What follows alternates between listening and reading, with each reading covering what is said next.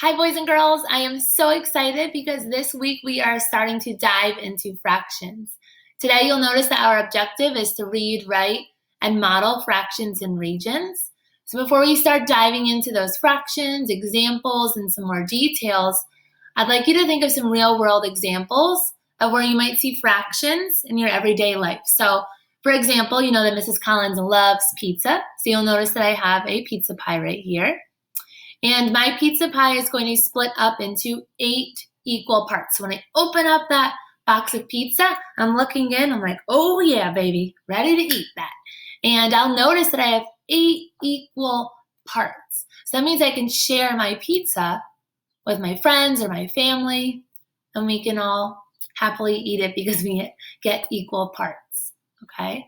So you might notice that your pie could be split up into 8 equal parts, or maybe you get a personal pizza, like right here, and your pie is split up into 4 equal parts. So I have a smaller pizza now, and it's split up into 4 equal parts.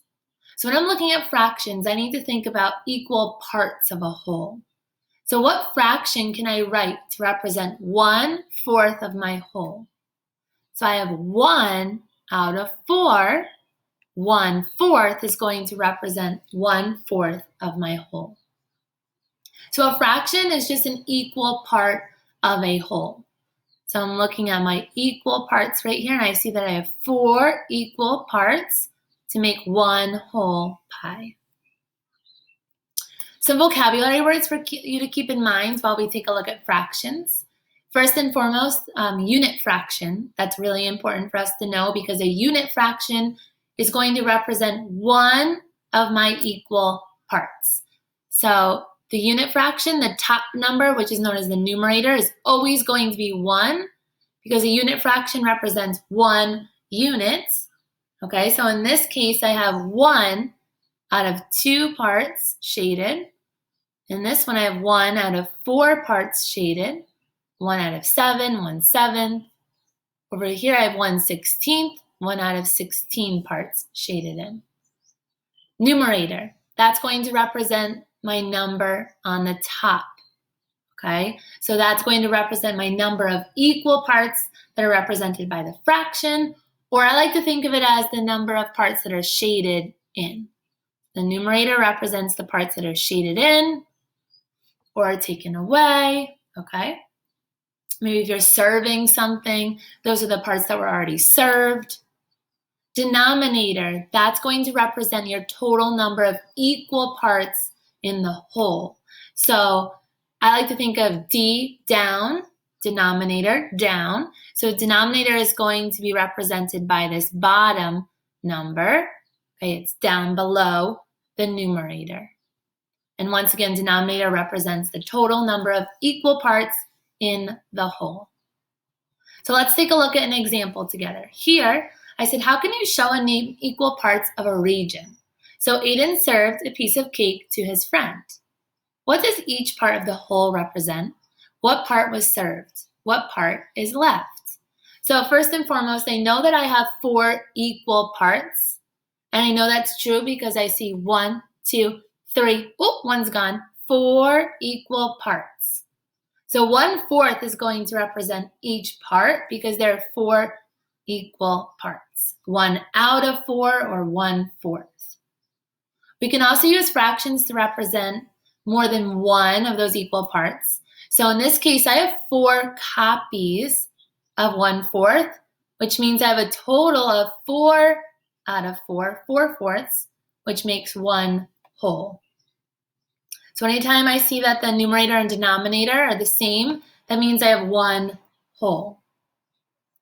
Let's take a look at another example. Here we have Sophia, and she's going to order some ice cream from Alpine Creamery. What does each part of the whole represent? What part represents chocolate? What part represents vanilla? And how about strawberry? So first and foremost, I'm going to take a look at my ice cream cone. And I see that I have 1, 2, 3, 4, 5, 6 equal parts. Okay, so 1 out of the 6 is going to represent each part because there are a total of 6 parts. So now I have to see what part represents chocolate. I have 1, 2 out of 6 represents chocolate. I can also write that like this, 2 over 6. How about vanilla? I have 1, 2 over 6 for vanilla. And strawberry, 1, 2 out of 6 for strawberry. So I have a total of 1, 2, 3, 4, 5, 6 out of 6 makes up my whole. So 6 over 6 equals 1 whole. So as you take a look at your lesson today and your quick check, I'd like you to keep in mind, how can you show and name equal parts of a region? So you'll see fractions like this, right? We have halves, thirds, fourths, fifths. You'll notice that as you split up your whole into more parts, the parts will get smaller because you have more pieces to share that with other people with, okay? Also notice that you're going to be precise. Make sure that you double check your work as you're looking at your fractions today. And above all else, have fun while you are tackling your fractions today and throughout the week. I'm so excited to dive into them some more with you and get started with having some fun with them. If you have any questions for me or any concerns, let me know. And I look forward to seeing you later today. Bye, boys and girls.